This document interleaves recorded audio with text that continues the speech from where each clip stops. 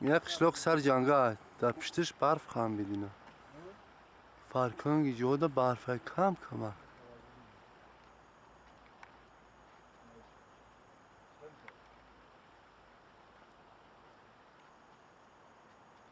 برگو ریختن خونه ها دیار اومدگی اینجا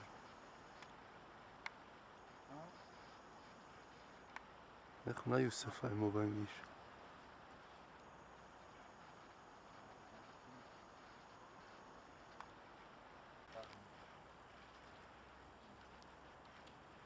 یوخی زیباد میشه ایتاج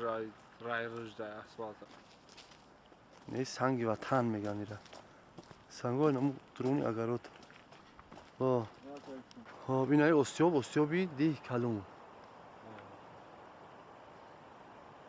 و یک 15 سالشته است کار نکرده ایستاده است در حالتی کار ناشایم قرار دارد استیابی رحمتی بابی میرزا ها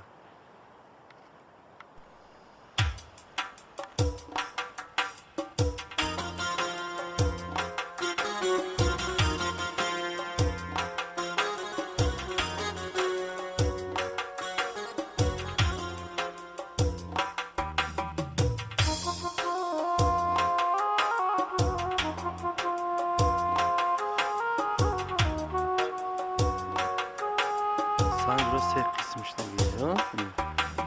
قسمش دیده میکنی چوفیتر دیده برمند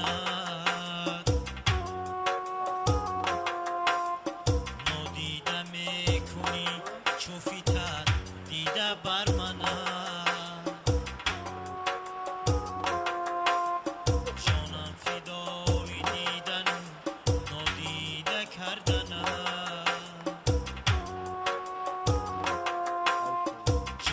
فدای دیدن نادیده کردن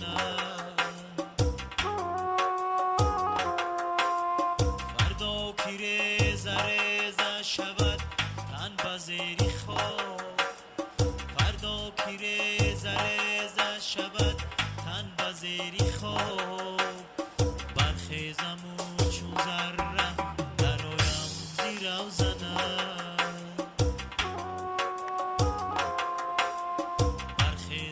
چون ذره درایم زیر روزنه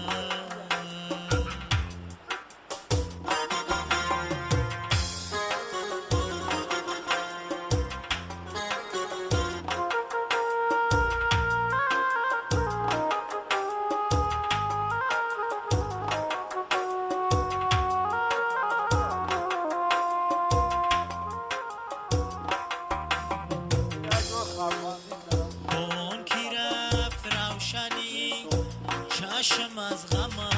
بچه ها بوم کی رفت روشنی چشم از غم دارم هنوز دوستر از چشم روشنم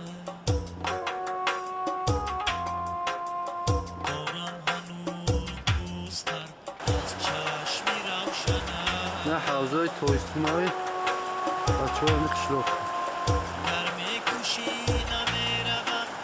از سیدگاهی تو گرمی کشی نمیروم از